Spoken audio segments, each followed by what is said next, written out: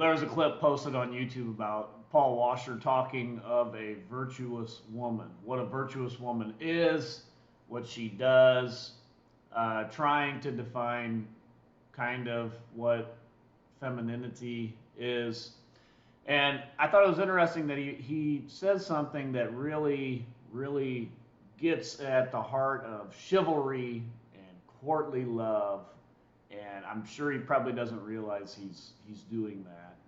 Hey, real quick, if you're liking this content, though, give me a like, subscribe, give me a comment. I need some comments. I need some comments on the channel. Give me a little comment, one sentence. Just take 2 seconds. Give me a comment. If you hate it, if you love it, whatever. Just give me a comment quick. All right. But it really tells us where many evangelicals are when we talk about male-female relationships. So let me go to the clip here. Here are some very important questions that I always ask young men. Number one, are you attracted to her biblical beauty, or are you attracted to her sensuality? Sensuality proceeds from a wicked heart. In Mark 7. All right, so now this is kind of a tough subject, but we got to talk about it. He says, young man, are you attracted to her biblical virtue, not her sensuality? So he is now God has biologically wired men to be physically attracted and turned on to women. God has given us a sex drive that is from Him. Our sex drive is from Him. So Paul, maybe not explicitly, but he is kind of saying that God-given sex drive is, it's bad. You better ignore that. And you better allow yourself to be attracted to a woman by her biblical virtue. Now, biblical virtue is attractive, but it's not the same biological attraction there. And I think he's setting men up then to be, I don't know, maybe this is somewhat kind of part of purity culture. And no, I'm not going to grift on purity culture because I think overall it was fine. But maybe it's part of that, like if you as a young man feel desire and attraction for a woman, that's bad. No, that's God-given. God gave us those biological attractions, and I think he's undermining that. Like if you feel attraction and desire for a woman, that's bad physically. Like if you see her, God gave us that though. We know men can physically be stimulated by seeing something, by seeing the shape of a woman, the whatever. That's God-given. We shouldn't demonize that. Now, that can go into lust, and that is not God-given. That is clearly called out as wrong in Scripture. But attraction and desire, biologically, physically to a woman, that is God-given. So we got to be careful on that. I think we got to, you got to be careful on that. Let's go on.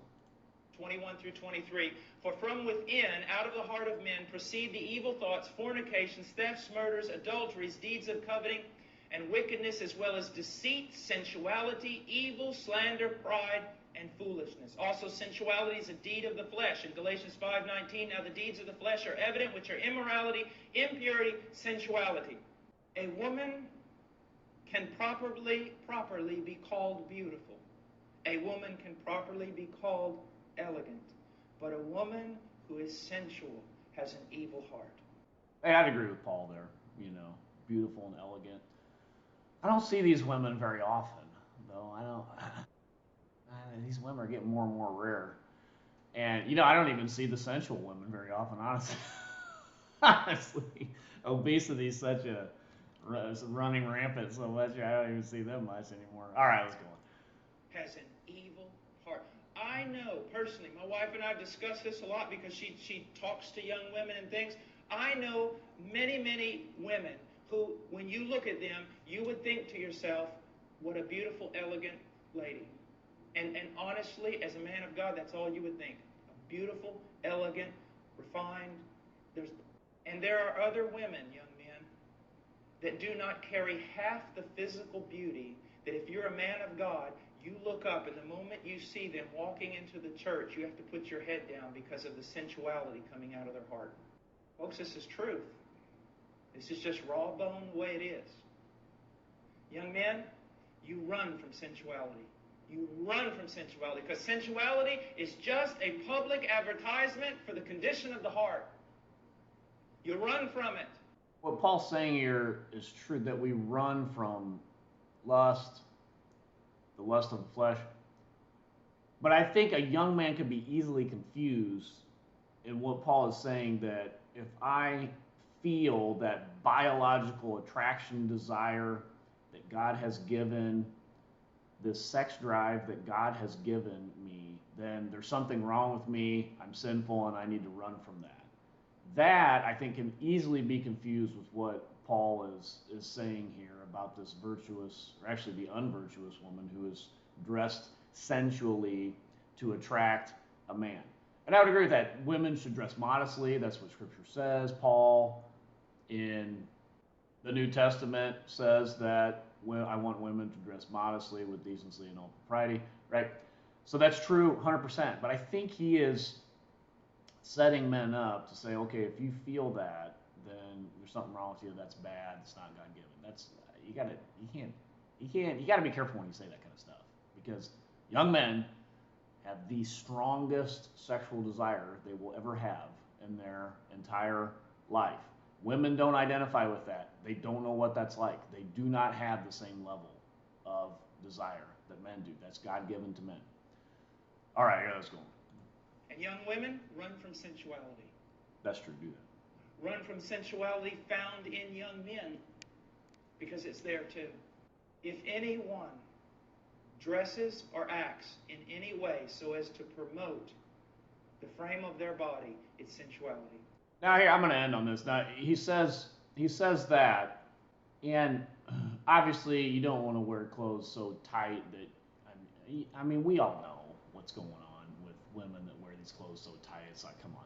But a woman doesn't want to wear a tent around. All right, that's not attractive. And women want to look attractive and feel attractive. I understand what he's saying with sensual, but I mean, come on, like you want to have clothes that fit well, that fit your form, that look feminine, things like that. If you're, I mean, almost the way he's saying this, it's almost like we should go to be like some Muslim countries like Saudi Arabia, where the women almost literally wear tents and you can only see their eyes through the thing there, so that you don't see the form of their body, right? I don't think we need to go to that extreme either. And maybe Paul, maybe I'm not being fair to Paul, maybe that's not what he's saying here. But if you're saying you cannot see the form of the body, then like, well, then we're doing Saudi Arabia, then really, if that's our standard here. So we got to be careful with that. Now, Proverbs 31 says, Paul is talking about the virtuous woman. Proverbs 31 says, the virtuous woman, who can find? She's as rare as rubies. Boy, that's true. That's true.